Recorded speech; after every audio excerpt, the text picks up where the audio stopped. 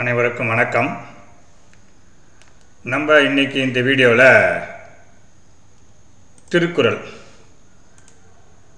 திருக்குறளில் அதிகாரம் 15 பிறன் இல் விளையாமை அப்படிங்கிற அதிகாரத்தை பார்க்க போகிறோம். திருவள்ளுவர் திருக்குறளை 3 பிரிவை பிரித்திருக்கிறாரு. அறத்துப்பால், பொருட்பால், இன்பத்துப்பால் அப்படின்னு பிரிச்சிருக்கிறார். நம்ம அறத்துப்பாலை பார்த்துட்ருக்கோம். இந்த அறத்துப்பாலை 4 பிரிவாக பிரிச்சிருக்கிறாரு. பாயிரம் 4 அதிகாரம், இல்லறவியல் 20 அதிகாரம், துறவறியல் 13 அதிகாரம், ஊழியல் 1 அதிகாரம். மொத்தம் அறத்துப்பாலுக்கு 38 அதிகாரம் கொடுத்துருக்கிறார். அதில் பாயிரம் 4 அதிகாரம் முடிச்சாச்சு. தனித்தனியாக 4 அதிகாரத்துக்கு தனித்தனியாக வீடியோ போட்டிருக்கோம். இல்லறவியல் இதில் 5வது அதிகாரம் இல்வாழ்க்கை, 6 வாழ்க்கை துணை நலம், 7 மக்கட்பேறு, 8 அன்புடைமை, 9 விருந்தோம்பல், 10 இனியவை கூறல், 11 செய்நின்றறிதல், 12 நடுவு நிலைமை, 13 அடக்கமுடைமை, 14 ஒழுக்கமுடைமை. இது ஒன்றுக்கும் தனித்தனியாக வீடியோ போட்டிருக்கோம். இதை பார்க்காதவங்க ஸ்பிரிச்சுவல் அருள் அப்படிங்கிற யூடியூப் சேனலில் போய் பார்த்துக்கலாம். இன்றைக்கி நம்ம பார்க்க போகிற அதிகாரம் 15 பிறன் இல் விளையாமை. இதுதான் தலைப்பு. இந்த பிறன் இல் விளையாமைனா என்ன? திருவள்ளுவர் இந்த 15வது அதிகாரத்தில் என்ன சொல்ல வர்றார்? பிறன் இல் விளையாமை அப்படின்னா பிறர் மனைவியை விரும்பாமை, பிறர் மனைவியை விரும்பக்கூடாது அப்படிங்கிற அதிகாரத்தில் திருவள்ளுவர் என்ன சொல்றாருன்னா, சான்றோரிடம் பிறர் மனைவியை விரும்பும் அறியாமை இருக்காது அப்படிங்கிறார். இழிந்தவர்களே மிகவும் இழிந்தவர்கள் யாருன்னா பிறர் மனைவியை விரும்புபவர்கள் அப்படிங்கிறாரு.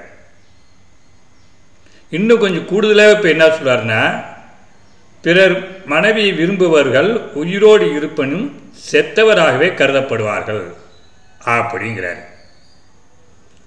பிறர் மனைவியை விரும்பினால் பழியும் பாவம் தான் வரும் அப்படின்னு இந்த அதிகாரத்தை சொல்றார். சான்றோருக்கு நல்லொழுக்கம் எதுன்னா பிறர் மனைவியை விரும்பாமல் இருக்கிறதா அப்படின்ட்டு பிறன் இல் விளையாமை அப்படிங்கிற அதிகாரத்தில் பிறர் மனைவியை விரும்பக்கூடாது அப்படின்னு அறிவுறுத்துகிறார். இதை 10 குறள் மூலிமா வெவ்வேறு வடிவத்தில் வெவ்வேறு கருத்துக்களை நம்மளுக்கு சொல்கிறார். சொல்ல வேண்டிய கருத்து திருவள்ளுவர் சொல்ல வந்தது என்னன்னா, இந்த 10 குறள் மூலிமா பிறர் மனைவியை விரும்பக்கூடாது, விரும்பினால் பாவமும் பழியும் தான் வரும், பிறர் மனைவியை விரும்புபவர்கள் உயிரோடு இருப்பினும் செத்தவராகவே கருதப்படுவார்கள் அப்படின்னு வலியுறுத்துகிறார். வாங்க ஒரு குறளாக பார்க்கலாம். திருக்குறள் இல்லறவியல் அதிகாரம் 15 பிறன் இல் விளையாமை, பிறர் மனைவியை விரும்பாதிருத்தல். 141வது குறள். மொத்தம் 14 அதிகாரம் முடிச்சிட்டோம். அதனால் 140 குறள் முடிச்சாச்சு. இன்றைக்கி நம்ம பார்க்க போகிறது 141வது குறள்.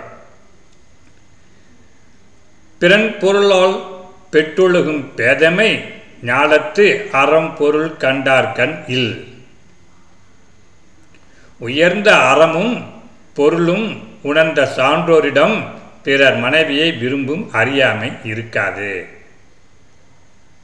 உயர்ந்த அறம் பொருள் உணர்ந்த சான்றோரிடம் பிறர் மனைவியை விரும்பும் அறியாமை இருக்காது. அதாவது சான்றோர் இடத்துல பிறர் மனைவியை விரும்பக்கூடிய அந்த முட்டாள்தனம் அறியாமை இருக்காது அப்படின்னு 141வது குறளில் சொல்கிறார். 142 அரண் கடை நின்றாருள் எல்லாம் பிறன் கடை நின்றாரின் பேதையார் இல். அறநெறியை பின்பற்றாதவர்களில் மிகவும் இழிவானவர்கள் யாரெனில் பிறர் மனைவியை விரும்பும் மூடர்களைத் தவிர வேறு யாரும் இல்லை. அறநெறியை பின்பற்றல. அந்த அறநெறியை பின்பற்றாதவர்களே மிகவும் மோசமானவர்கள், மிகவும் இழிவானவர்கள். யாருன்னாக்கா பிறர் மனைவியை விரும்பக்கூடிய முட்டாள்கள் ஆர் மூடர்கள் அப்படின்னு 142வது குறள் மூலிமா பிறர் மனைவி விரும்பக்கூடாதுன்னு அறிவுறுத்துகிறார். 143 விழிந்தாரின் வேறு அல்லர் மன்ற தெளிந்தார் இல் தீமை புரிந்து ஒழுகுவார். தம்மை நம்பியவரின் மனைவியை விரும்பி துரோகம் செய்து வாழ்பவர் உயிரோடு இருப்பினும் செத்தவராகவே கருதப்படுவார். நண்பருடைய மனைவி நம்மளை நம்பி இருக்கிறாங்க அப்படிங்கிறப்ப அந்த நண்பருக்கு நம்பியவருக்கு துரோகம் செஞ்சு அவங்க மனைவி விரும்புகிறவங்க உயிரோடு இருந்தாலும் அவங்க செத்தவர் தான், பிணந்தான் அப்படின்னு 143வது குறள் மூலிமா பிற மனைவியை விரும்பக்கூடாதுன்னு அறிவுறுத்துகிறார். 144 எனை துணையர் ஆயினும் என்னாம் திணை துணையும் தேரான் பிறன் இல் புகழ். சிறிதும் தன் தவறை உணராது பிறர் மனைவியை நாடி அவ்வீடு செல்பவன் எத்தகைய சிறப்புடையவனாக இருந்து என்ன பயன்? ஒரு பயனும் இல்லை. தான் செய்யக்கூடிய தவறு அப்படின்னு தெரிஞ்சிக்காம புரிஞ்சிக்காம நினைக்காம பிறர் மனைவியோட அந்த வீட்டுக்கு போகிறவங்க வெளியில் எவ்வளோதான் சிறப்போடு இருந்தாலும் அது சிறப்பு கிடையாது, அதனால் பயன் ஒன்றும் கிடையாது அப்படின்னு 144வது குறள் மூலிமா சொல்கிறார். 145 எளிது என இல் இறப்பான் எய்தும் எஞ்ஞான்றும் விழியாது நிற்கும் பழி. எவ்வித குற்ற உணர்ச்சியும் கருதாது எளிதாக பிறர் மனைவியை நாடி செல்பவனுக்கு எப்போதும் நீங்காத பழிதான் வரும். எந்தவித குற்ற உணர்ச்சியும் நினைக்காம எளிதாக பிறர் மனைவியை நாடி செல்பவனுக்கு பழியும் குற்றம்தான் வரும் அப்படின்னு 145வது குறள் மூலிமா சொல்கிறார். 146 பகை பாவம் அச்சம் பழி என நான்கும் இகவா ஆம் இல் இறப்பான் கண். பழி பகை பாவம் அச்சம் என 4 குற்றமும் பிறர் மனைவியை நாடி செல்வனை விட்டு எப்போதும் நீங்காது. பிறர் மனைவியை நாடி சென்றால் இந்த 4 குற்றம் வரும். பழி வரும், பகை வரும், பாவம் வரும், அச்சம் வரும். எப்போதும் அவங்கள விட்டு நீங்காது அப்படின்னு 146வது குறள் மூலிமா பிறர் மனைவி விரும்பக்கூடாதுன்னு திருவள்ளுவர் அறிவுறுத்துகிறார். 147 அரண் இயலான் இல் வாழ்வான் என்பான் பிறன் இயலால் பெண்மை நயவாதவன். அறநெறியோடு இல்வாழ்க்கை வாழ்பவன் என்பவன் பிறர் மனைவியை விரும்பாது தன் குடும்பத்தை காத்து வாழ்பவனே.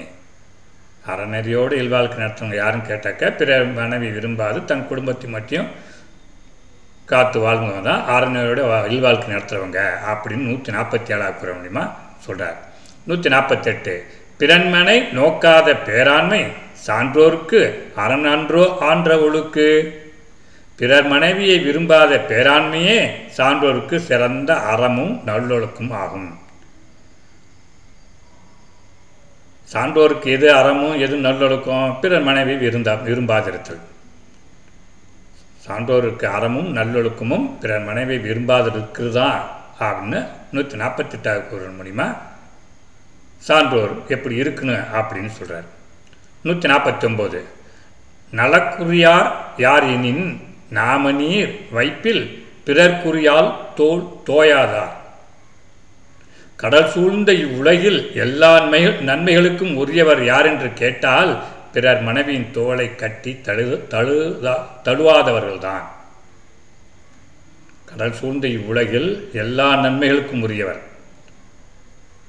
எல்லா நன்மைகளுக்கும் உரியவர் யாருன்னு கேட்டால் பிறருடைய மனைவியின் தோளை கட்டி பிடிச்சி தழுவாதவர்கள் தான், பிறர் மனைவியின் தோளை தொடாதவர்கள் தான் அப்படின்னு 149வது குறள் மூலிமா பிறர் மனைவியை விரும்பக்கூடாதுன்னு அறிவுறுத்துகிறார். 150 அரண் வரையான் அல்ல செய்யினும் பிறன் வரையால் பெண்மை நயவாமை நன்று. அறம் செய்யாது பாவமே செய்பவராயினும் பிறர் மனைவியை விரும்பாது வாழ்தல் நல்லது.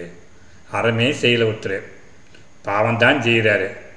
அப்படி இருந்தால் கூட பிறர் மனைவி விரும்பாது வாழ்ந்தால் அதுவே போதும் அப்படின்னு 150வது குறள் மூலிமா பிறர் மனைவியை விரும்பக்கூடாதுன்னு சொல்கிறார். இதுதான் அதிகாரம் 15 பிறன் விளையாமை. அதில் பிறர் மனைவியை விரும்பக்கூடாது அப்படின்னு திருவள்ளுவர் வற்புறுத்துகிறார். நாமும் திருவள்ளுவர் வழிப்படி பிறர் மனைவியை விரும்பாது நம் குடும்பத்தை காப்போம், சீருடனும் சிறப்புடனும் புகழுடனும் வாழும் என்று கூறி இந்த அதிகாரம் 15 இத்துடன் முடித்துக் கொள்கிறேன். நன்றி, வணக்கம்.